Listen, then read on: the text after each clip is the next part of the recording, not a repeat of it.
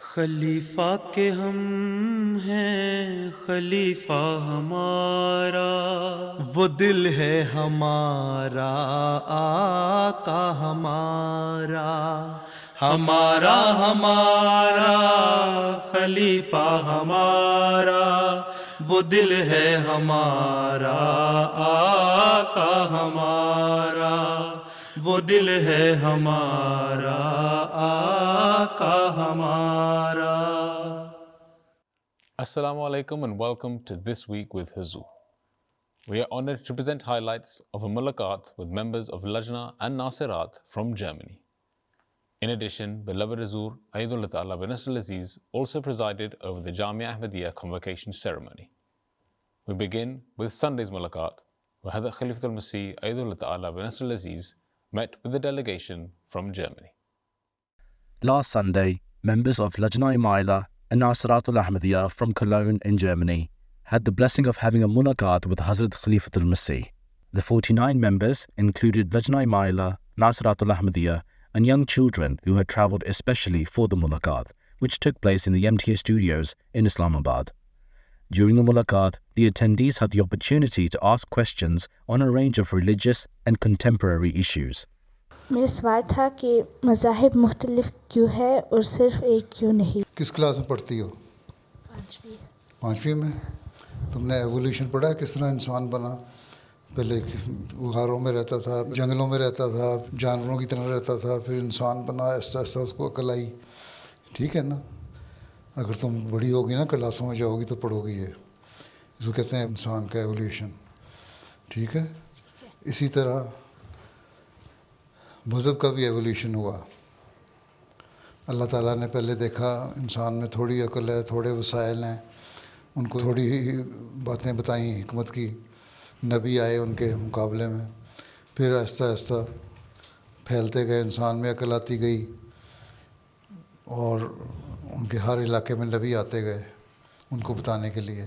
اتنی بڑی دنیا ہے، اللہ میاں نے مختلف جگہوں پہ نبی بھیجے، لیکن تعلیم ایک دی ہر ایک کو کہ اللہ تعالیٰ کی عبادت کرو، اس کی باتیں مانو اور اچھے اخلاق سے پیش آؤ ایک دوسرے کے ساتھ۔ ٹھیک ہے۔ تو ہر جگہ ایک ہی تعلیم ہوئی۔ اس وقت کمیونیکیشن اس طرح نہیں تھی نا، آج تو تم نا سیل فون تمہارے پاس ہوتا ہے، سوشل میڈیا پہ رابطہ کر لیتے ہو، واٹس ایپ پہ رابطہ کر لیتے ہو، فون پہ کانٹیکٹ کر لیتے ہو۔ اس وقت تو ایسی کوئی بات نہیں تھی نا، اس لیے ہر علاقے میں نبی آتے تھے، لیکن کیونکہ وہ اللہ تعالیٰ کی طرف سے تھے اس لیے ان کی تعلیم ایک ہوتی تھی۔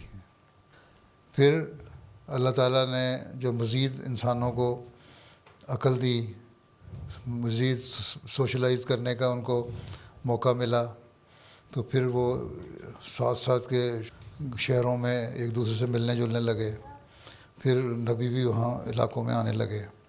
اس طرح اللہ تعالیٰ کہتا ہے میں نے ہر قوم میں نبی بھیجے تاکہ ان کو بتاؤں کہ ان کی پیدائش کا مقصد کیا ہے، کہ وہ اللہ تعالیٰ کی عبادت کریں اور نیک کام کریں، اچھے اخلاق سے پیش آئیں، ایک دوسرے سے لڑائی جھگڑے نہ کریں، اچھی اچھی باتیں کریں۔ اس طرح پھر آہستہ آہستہ جب اور دنیا پھیلتی گئی، اللہ تعالیٰ نے نبیوں کی تعلیم بھی وسیع کر دی، ہر علاقے کے لیے نبی بھیجا۔ اسی لیے حضرت موسیٰ علیہ السلام کو بھیجا بنی اسرائیل کے لیے، اس کے بعد بھیجا، اس کے بعد بھی بیچ میں نبی آئے، حضرت عیسیٰ علیہ السلام کو بھیجا تاکہ ان لوگوں کو جو تعلیم بگڑ گئی ہے ان کو اکٹھا کریں اور حضرت موسیٰ کی تعلیم پر لے کے آئیں۔ پھر جب اللہ تعالیٰ نے دیکھا کہ انسان میں اب اتنی عقل آ گئی ہے کہ اب ہر چیز سمجھ سکتا ہے اور ایک دوسرے سے کانٹیکٹ بھی آرام سے ہو سکتا ہے، رابطے بھی ہو سکتے ہیں، پھر اللہ تعالیٰ نے حضرت صلی اللہ علیہ وسلم کو بھیجا۔ اور یہ سارے جو پہلے نبی آئے تھے انہوں نے خبر دی تھی کہ آخری زمانے میں ایک نبی آئے گا جو ساری دنیا کے لیے آئے گا۔ اس لیے کسی اور کتاب نے، نہ تورات نے، نہ انجیل نے، نہ کسی اور اسکرپچر نے یہ دعویٰ نہیں کیا کہ وہ ان کے نبی ساری دنیا کے لیے آئے ہیں۔ انہوں نے صرف یہ لکھا ہے کہ ہم اپنی قوم کے لیے آئے ہیں۔ ٹھیک ہے؟ حضرت موسیٰ نے بھی کہا بنی اسرائیلیوں کے لیے آیا ہوں، عیسیٰ علیہ السلام نے بھی کہا کہ کہ میں لاسٹ شیپ جو ہیں اسرائیل کی ان کے لیے آیا ہوں، ٹھیک ہے، ان کو صحیح راستے پہ ڈالنے کے لیے. لیکن قرآن شریف میں حضرت صلی اللہ علیہ وسلم نے فرمایا کہ مجھے اللہ تعالیٰ نے ساری دنیا کے لیے بشیر اور نذیر بنا کے بھیجا ہے، خبریں دینے والا، خوشخبریاں دینے والا، ڈرانے والا نبی بنا کے بھیجا ہے. اور اس کی پیش گوئی پہلے نبیوں نے بھی کی تھی. اللہ تعالیٰ نے آخری شریعت بھیج دی اور اس آخری شریعت کے بارے میں پہلے نبیوں نے خبر دے دی، اور یہ کہا جب وہ نبی آئے گا، جس تو رات کی پیش گوئیاں بھی ہیں، انجیل میں بھی سر نے کہا کہ نبی آئے گا تو اس کو مان لینا، وہ سب دنیا کے لیے ہوگا. اس لیے یہ صرف اسلام کا کلیم ہے کہ وہ ساری دنیا کے لیے، اور کسی نبی کا کلیم نہیں ساری دنیا کے لیے. جتنا لوگوں کے وسائل تھے اس وقت، جس حد تک ایک دوسرے سے کانٹیکٹ کر سکتے تھے، رابطہ کر سکتے تھے، مل سکتے تھے، لمیٹڈ ایریا میں ان کے نبی اپنی تعلیم دیتے رہے اور بتاتے رہے کہ آخری زمانے میں ایک اور نبی بھی آئے گا جو پوری دنیا کے لیے ہوگا. اس لیے اللہ میاں نے پہلے تیار کیا لوگوں کو ذہنی طور پہ آہستہ آہستہ کہ تم لوگ تیار ہو جاؤ، ایک آخری نبی آئے گا، اس کو ماننے کے لیے آئندہ آئے گا زمانے میں. اور ہر نبی نے اس کی تعلیم دی، لیکن ہر نبی نے ایک ہی تعلیم دی کہ اللہ تعالیٰ کو مانو اور ایک دوسرے سے اچھا سلوک کرو، ٹھیک ہے. تو اس لیے مختلف نبی آئے مختلف علاقوں میں. اب ہم دیکھتے ہیں رابطے ہو گئے تو حضرت صلی اللہ علیہ وسلم کی تعلیم کو دنیا میں اللہ تعالیٰ نے پھیلا دیا، اور آپ نے دعویٰ بھی کیا. پھر یہ بھی بتا دیا کہ آخری زمانے میں جب مزید ایک دوسرے سے کانٹیکٹ شروع ہو جائیں گے، ایک دوسرے سے ملنا جلنا شروع ہو جائے گا، پھر مسیح موعود آئے گا، پھر وہ تبلیغ کرے گا، دنیا کو اسلام کی تعلیم پہنچائے گا، اور تم اس کو مان لینا. حضرت صلی اللہ علیہ وسلم نے فرمایا تھا مسلمانوں کو بھی کہ جب وہ آئے دعویٰ کرے تو اس کو میرا سلام کہنا. اس کا مطلب تھا کہ تم لوگ آسانی سے وہاں جا سکتے ہو سلام کہنے کے لیے، یا ایک دوسرے سے رابطہ کر سکتے ہو. تو بہرحال اس لیے مختلف مذہب ہیں کہ پہلے اللہ تعالیٰ نے ان کی عقل کے مطابق ان کو تھوڑی تھوڑی تعلیم دی. پھر جب موجودہ ڈیولپمنٹ ہو گئی، انسان میں عقل زیادہ ہو گئی، نئے ذرائع آ گئے اور ہر چیز تمہارے پاس ہو گئے، ریسورسز پیدا ہو گئے، تو اللہ تعالیٰ نے اسلام کو بھیجا تاکہ سب دنیا کو بتا دو کہ اللہ تعالیٰ کی تعلیم کیا ہے. ٹھیک ہے، جھگڑے کے لیے نہیں بھیجا تھا. ہم تو اس لیے سارے نبیوں کو مانتے ہیں، بلکہ احمدی تو باقی مسلمانوں سے بھی زیادہ ہے، کیونکہ ہم حضرت مسیح موعود کو بھی مانتے ہیں. اس لیے آئے تھے آپ کہ دنیا میں ایک امن قائم ہو جائے، آپس میں محبت اور پیار سے رہیں. اس لیے مسیح موعود علیہ السلام نے یہی تعلیم دی ہے. مجھے اللہ میاں نے کہا ہے تمام مسلمانوں کو اکٹھا کرو دین واحد پہ، اور باقی دنیا کے لوگوں کو بھی اکٹھا کرو، تاکہ ہم ایک ہو کے ایک خدا کی عبادت کریں اور ایک دوسرے کا حق ادا کریں، لڑائیاں اور جنگیں چھوڑ دیں. اب ایک مذہب ہوگا تبھی ہم چھوڑ سکتے ہیں. بہن بھائی بن کے رہیں گے، آپس میں رشتہ دار بن کے رہیں گے، ایک دوسرے کا خیال رکھ کے رہیں گے، ایک دوسرے کے جذبات کا خیال رکھیں گے، تبھی ایک ہو سکتے ہیں نا. یہ اسلام کی تعلیم ہے. باقی تعلیمیں اپنے اپنے حالات کے مطابق مختلف تھیں، لیکن بنیادی تعلیم یہی تھی کہ اللہ ایک ہے اور ایک دوسرے کا خیال رکھو. ٹھیک ٹھیک ہے، جزاکم اللہ.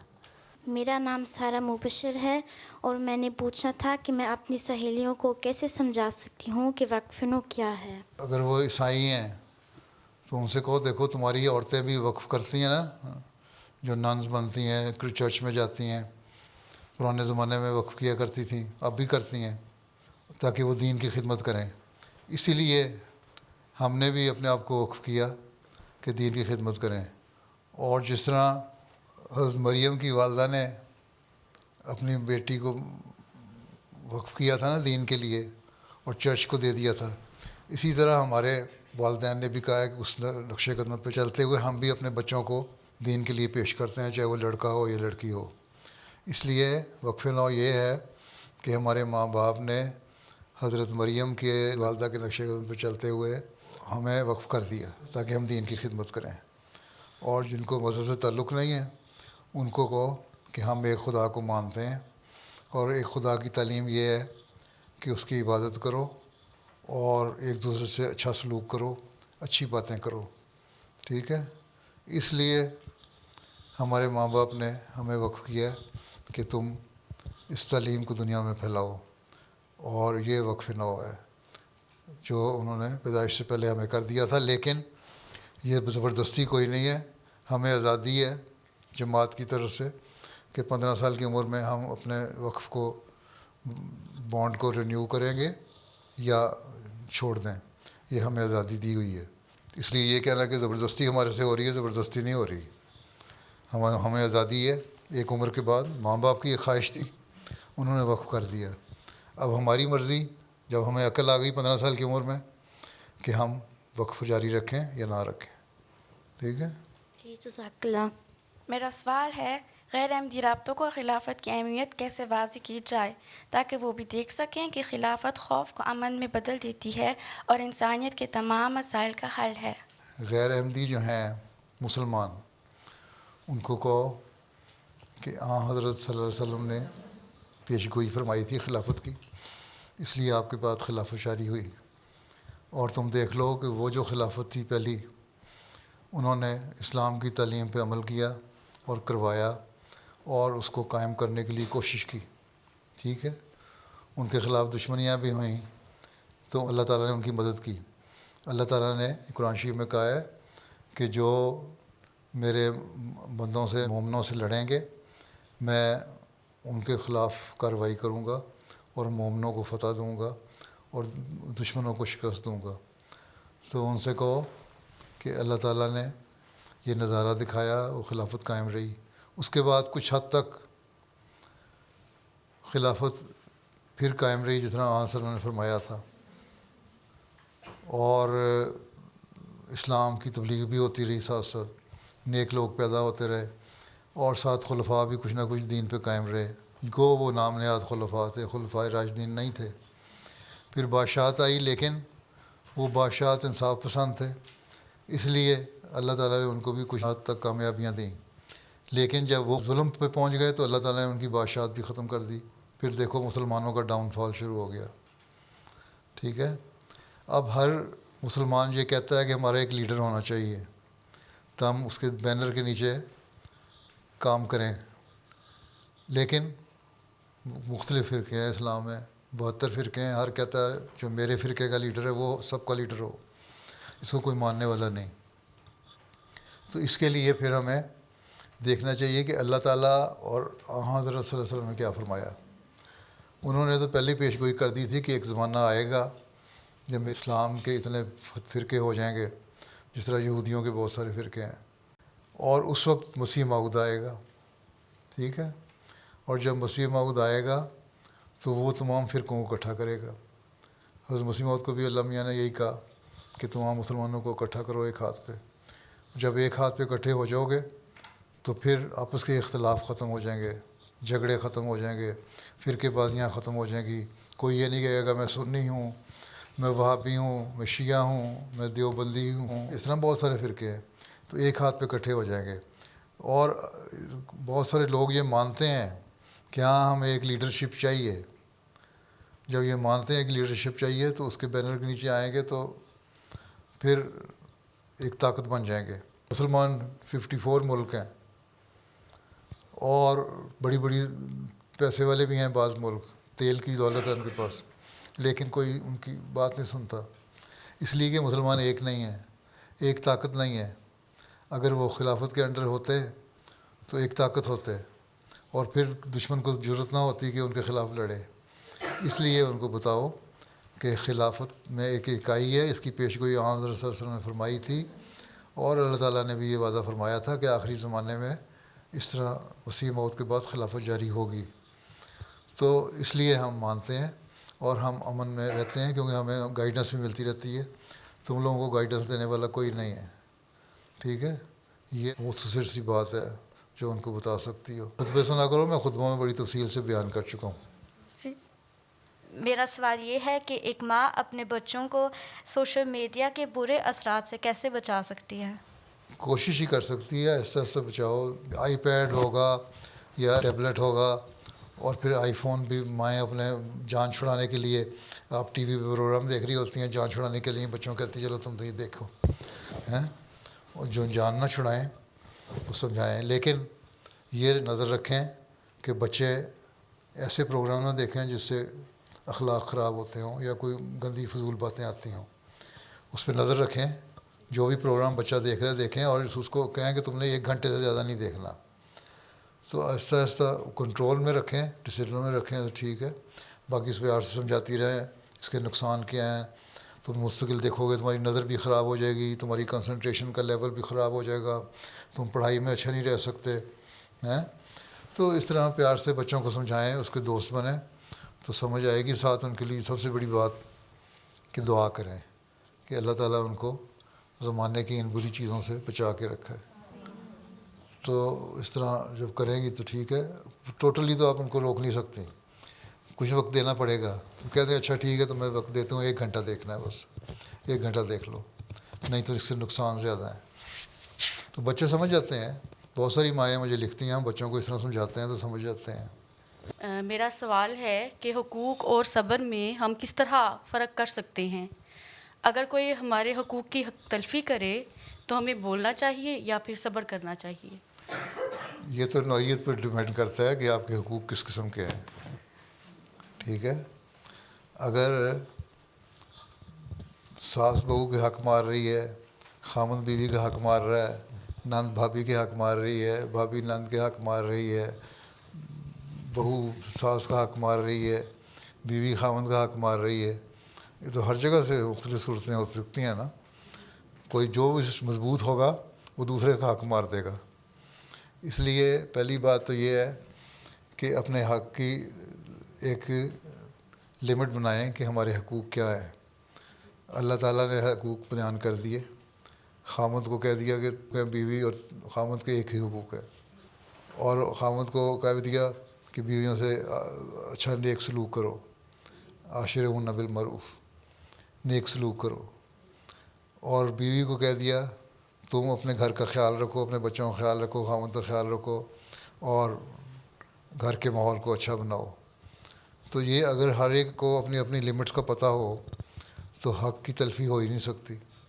حق کی تلفی اس وقت ہوتی ہے جب ہم خدا کو بھول جاتے ہیں, جب ہم سمجھتے ہیں صرف ہمارے انا جو ہے. اب اگر خامند دین کا کام کر رہا ہے, وہ چلا جاتا ہے ویکینڈ پہ 1 دن, اول تو اس کو چاہیے کہ کم از کم مہینے میں 1-2 ویکینڈ جو ہیں وہ بچوں کو دے, ان کو سیر کے لے کے جائے بیوی بچوں کے ساتھ, ان کا حق دے. اور اس کے علاوہ اگر وہ دین کا کام کر رہا ہے تو ٹھیک ہے, اس کو کرے. عورتیں بھی کر رہی ہیں, اب لجنہ بھی بہت ساری ہیں ایسی جو دین کا کام کر رہی ہوتی ہیں. شام کو خامند گھر آتا ہے, بعض دفعہ آپ کے اجلاس ہو رہے ہوتے ہیں تو اب گئی ہوتی ہیں اجلاس پہ, یا ویکینڈ پہ میٹنگ کر رہی ہوتی ہیں لجنہ. تو خامند کہتا ہے تم کہاں گئی تھی, کیوں گئی تھی؟ تو اب کہتی ہیں میں لجنہ کام گئی تھی. انہوں نے کہا میرا حق نہیں ادا کیا. اسی طرح بیوی کہتی ہے خامند کو کہ تم وہاں چلے گئے جماعتی کام کے لیے, تم نے میرا حق ادا نہیں کیا, میں اور بچے گھر میں اکیلے بیٹھے بور ہو رہے ہیں, ہمیں کہیں لے کے نہیں جاتے.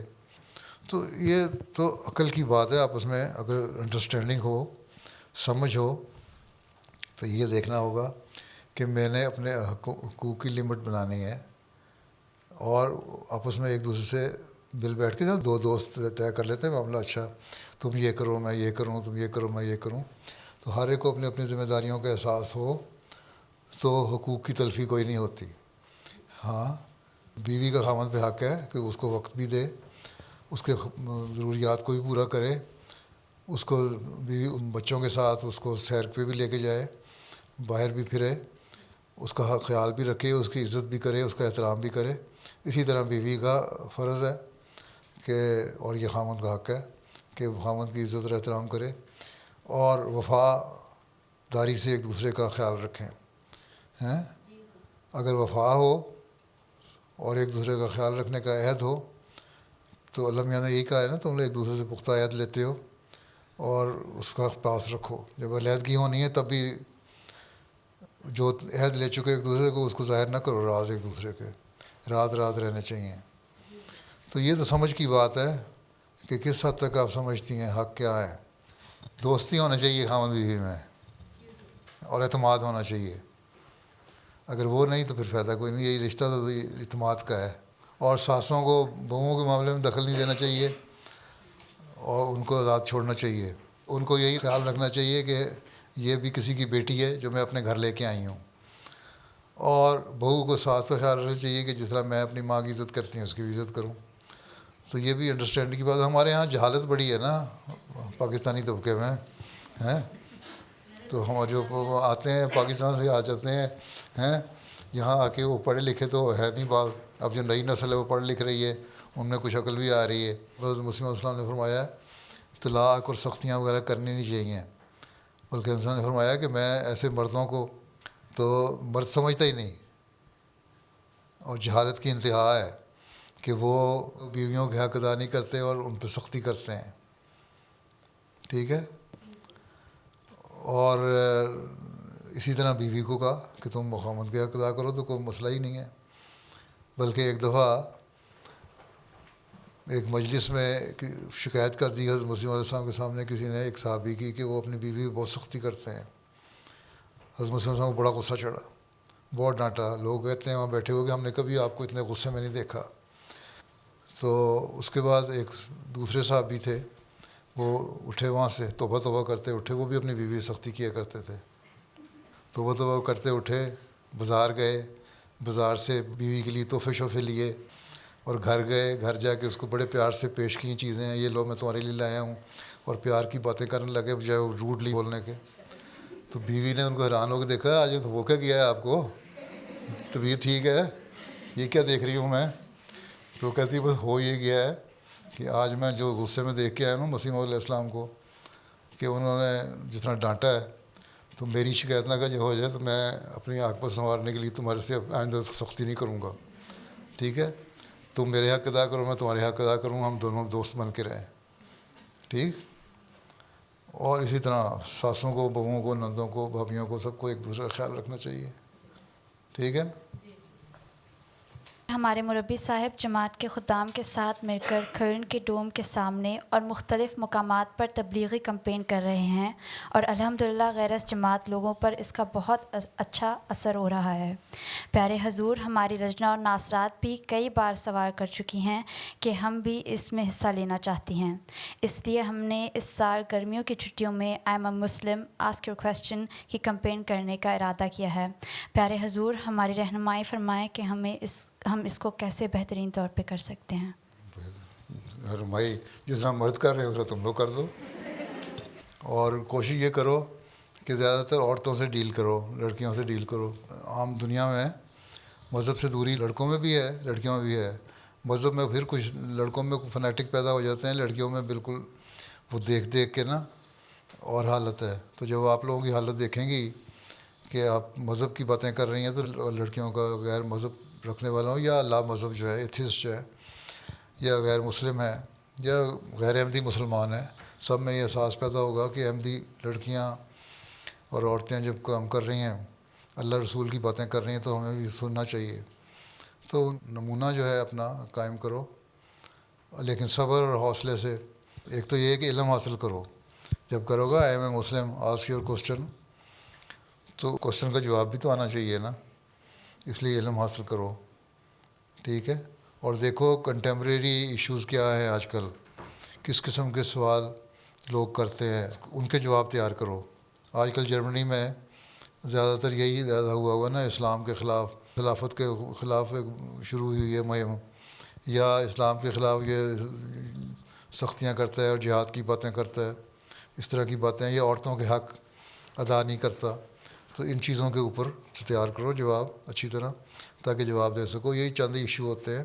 جب ان کو بتاؤ گے کہ اسلام عورت کے بھی حق ادا کرتا ہے, اسلام امن کی باتیں کرتا ہے, اسلام ملک سے محبت کی باتیں کرتا ہے, اسلام ایک دوسرے کے حقوق ادا کرنے کی توجہ دیتا ہے, اسلام میں ہر چیز کو عدل اور انصاف سے اس کا حق ادا کرنے کا حکم ہے, اور اسلام تو یہاں تک کہتا ہے کہ چاہے تمہارے خود نقصان ہو رہا ہو لیکن انصاف کو نہیں تم نے چھوڑنا. تو یہ تعلیم ہے, اور یہی تعلیم ہمیں خلافت دیتی ہے, یہی تعلیم میں ہمیں اسلام دیتا ہے. تو یہ باتیں جب اچھی طرح سمجھ کے سوچ کے عبور حاصل کر کے کرو گی تو لوگوں پہ اثر بھی ہوگا اس کا. As the mulaqat concluded, the attendees were blessed to receive tabarruk from Hazur. One of the Lajna members also expressed that she would like to read out a poem. Atiful also had the opportunity to have his Ameen. چلو ہو گئی آمین تمہاری. چلو چلو ٹھیک ہے. السلام علیکم. A day earlier, on Saturday, the convocation ceremony for Jamia Ahmadiyya UK, Canada and Germany took place in a combined event at Jamia Ahmadiyya UK in Hazelmere in Surrey. Hazrat Khalifatul Masih Ayyadallahu Ta'ala bin Nasrihil Aziz presided over the ceremony and delivered the keynote address. This year, 20 graduates from Jamia Ahmadiyya UK and 14 from Jamia Ahmadiyya Germany were presented with their Shahid degree certificates by Hazrat Khalifatul Masih and were thus enrolled as official missionaries of the Ahmadiyya Muslim community. In addition, this year in a joint convocation ceremony, 48 missionaries who had graduated during the past 5 years from Jamia Ahmadiyya Canada, who were unable to receive their degrees earlier due to the COVID-19 pandemic, also received their certificates. Following the presentation, Hazur delivered a faith-inspiring address. آج یہ سندات حاصل کرنے والے مربیان وہ ہیں جو اس وقت میدان عمل میں ہے، کیونکہ گزشتہ 2-3 سال کے بھی مربیان ہیں یا میدان عمل میں جا رہے ہیں. آپ لوگ اس ارادے سے اور اس نیت سے اور اس عہد سے جامعہ میں آئے تھے کہ حضرت مسیح موعود علیہ الصلوۃ والسلام کے مشن کو پورا کرنا ہے. اس مشن کو پورا کرنا ہے جو آپ علیہ السلام کے سپرد اس زمانے میں کیا گیا تھا، اور وہ یہ ہے کہ اسلام کے پیغام کو دنیا کے کونے کونے میں پہنچانا اور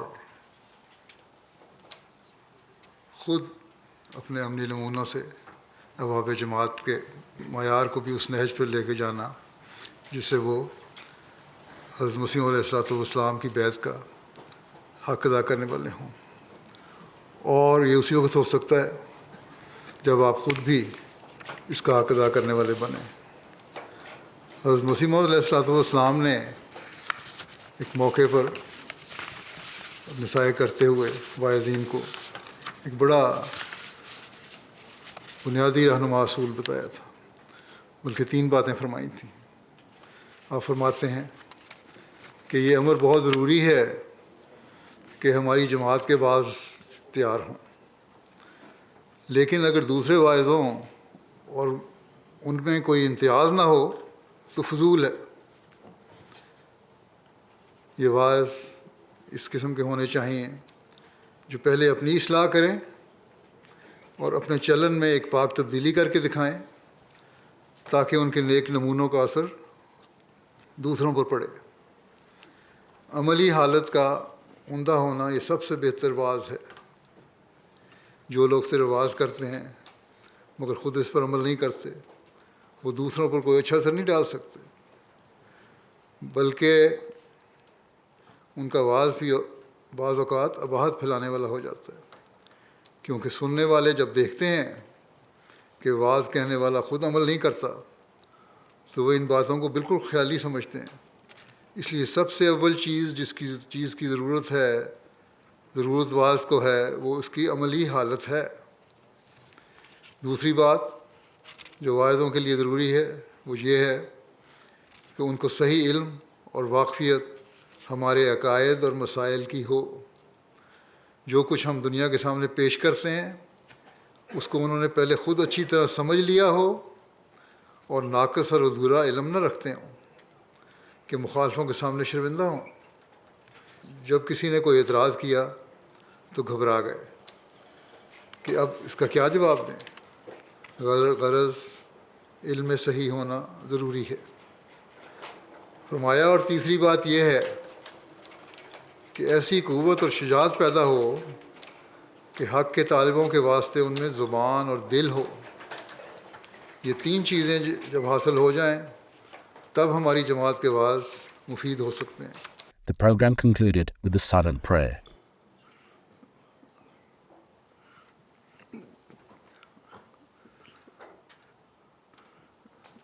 آمین.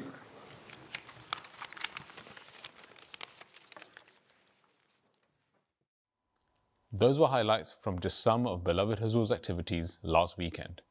We now end with our final segment, the Friday Sermon Summary. In today's Friday sermon, Huzur, may Allah be his helper, spoke regarding the incident of Be'er Mauna. Towards the end of his sermon, Huzur, may Allah be his helper, instructed prayers for the people of Palestine, the state of the world, and the Ahmadis in Pakistan. جیسا کہ میں ہمیشہ تحریک کرتا ہوں، مظلوموں کے لیے، فلسطین کے مظلوموں کے لیے دعائیں جاری رکھیں. اللہ تعالیٰ ظالموں کی پکڑ کے جلد سامان پیدا فرمائے. معصوموں کو بھی اسی طرح قتل کیا جا رہا ہے جس طرح ان لوگوں کو قتل کیا گیا صحابہ کو، اور دھوکے سے کبھی ایک جگہ بھیجا جاتا ہے، کبھی دوسری جگہ، پھر وہاں بمباری کی جاتی ہے. اللہ تعالیٰ رحم فرمائے. دنیا کی عمومی حالت کے لیے بھی دعا کریں. بڑی تیزی سے تباہی کی طرف جا رہی ہے دنیا، اور جنگ کے آثار بڑھتے چلے جا رہے ہیں. اللہ تعالیٰ احمدیوں کو جنگ کے بد اثرات سے اور اس کے شر سے محفوظ رکھے. پاکستانی احمدیوں کے لیے بھی خاص طور پہ دعا کریں. آج کل پھر ان کے لیے مشکلات بڑھ رہی ہیں. اللہ تعالیٰ رحم فرمائے اور ظالموں سے ان کو بھی نجات دلے.